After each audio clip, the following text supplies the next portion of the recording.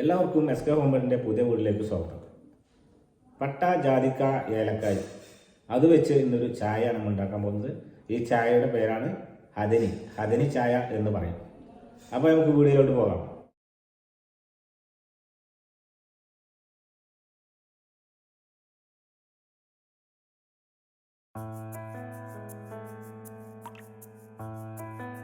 അതിനായി സ്റ്റൗവ് കത്തിച്ച് ഒരു പാത്രം അടുപ്പത്ത് വെക്കാം.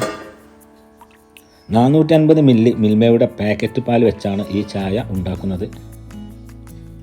അതിനുശേഷം 1 കപ്പ് വെള്ളം ചേർത്ത് കൊടുക്കാം. ഏലക്ക, ജാതിക്ക, പട്ട ചെറുതായി ചതച്ച് ഇതിലേക്ക് ചേർക്കാം.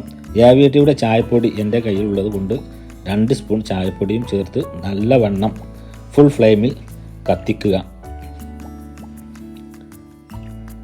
അതിനുശേഷം 2 സ്പൂൺ പഞ്ചസാര ചേർത്ത് കൊടുക്കാം. ഇഷ്ടത്തിന് അനുസരിച്ച് പഞ്ചസാര ചേർത്ത് കൊടുക്കാം. ഇവിടെ ഞാൻ ചേർക്കുന്നത് 2 സ്പൂൺ പഞ്ചസാരയാണ്. 1-2 മിനിറ്റ് മൂടി വെച്ച് തിളപ്പിക്കണം.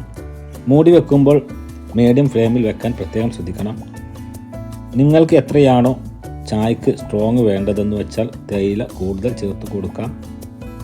എനിക്ക് ലൈറ്റ് ചായയാണ് കൂടുതൽ ഇഷ്ടം, അതുകൊണ്ട് ഞാൻ ലൈറ്റായിട്ടാണ് ഉണ്ടാക്കുന്നത്. ഇത് എത്രയാണോ സ്ട്രോങ് വേണ്ടി അത്രയും സ്ട്രോങ് ആയി കുടിക്കുമ്പോൾ ചായയുടെ ടേസ്റ്റും കൂടും. ഓക്കെ, അപ്പോൾ നമ്മുടെ ഹദനി ചായ റെഡി ആയിട്ടുണ്ട്. എല്ലാവർക്കും ഈ വീഡിയോ ഇഷ്ടമായി കാണുമെന്ന് ഞാൻ വിചാരിക്കുന്നു. പുതിയൊരു വീഡിയോയുമായി വീണ്ടും കാണാം. Okay, good bye.